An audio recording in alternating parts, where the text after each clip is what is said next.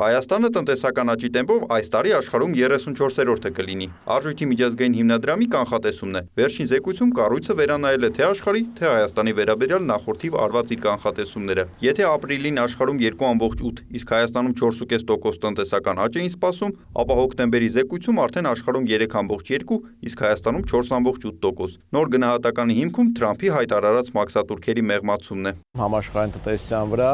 այդ տարիֆների խստացման քաղաքականությունը ավելի մեղմ ազդեցություն ունեցել է եւ կունենա, ըստ այդմ եւ բարձրացել համաշխարհային տնտեսության ցուցանիշի կանխատեսումը։ Հայաստանի պարագայում իհարկե այս տարածաշրջանը այդ տարիֆների ազդեցության ամենամեծ, այսպես ասած, թիրախային տարածաշրջանը չի, սակայն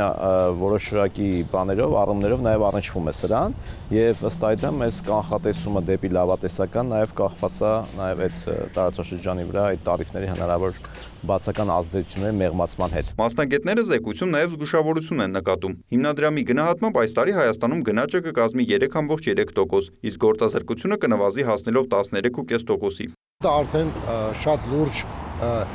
մեսիջ է հայ հանրությանը, որ երկրի ճիշտ ընթացքով են ընթանում եւ 200 երկրի մեջ 34-րդը շատ բարձր ցուցանիշ է։ Այն առհավիրքները, որ կան աշխարհում, գնում են դեպի կայունացման, այսինքն պատերազմները, առճակատումները կայունացում են եւ դեպի արդեն մարման են գնում, որովհետեւ այլապես տնտեսությունը ուղիղ արձագանքում է աշխարհաքաղաքական իրադարձությունների։ Միջազգային կառույցի կանխատեսմամբ տարվա արդյունքում Հայաստանում մեկ շնչին բաժին ընկնող հնարան կկազմի $8,970։ Սերգեյ Բագրատյանը դա համեմատել է այլ երկրների ցուցանիշների հետ։ Մենք առաջ ենք անցել Ադրբեջանից, Կոսովոյից, Մոլդովայից, իսկ դրա գնողունակության ինդեքսը Հայաստանում կազմում է $23,950,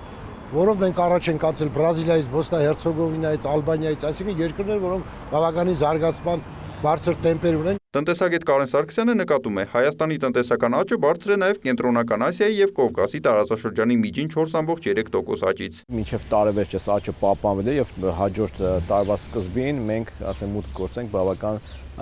բարձր տնտեսական ցուցանիշով։ Իհարկե հնարավոր է դեկտեմբերյան արդեն այդ զեկույցի ժամանակ այս թվերը արդեն վերանայված լինեն, սակայն այն որ ընթացիկը եւ հաջորդ տարին, այսինքն նաեւ դրականորեն տարբերվում հաջորդ տարին, ցույց է տալի, որ տնտեսական աճը դրական, այսպես ասած, ուրվագիծ ունի։ Արժույթի միջազգային հիմնադրամը հաջորդ տարի մեր երկրում կանխատեսում է 4.9% տնտեսական աճ, նախորդ 4.5-ի փոխարեն։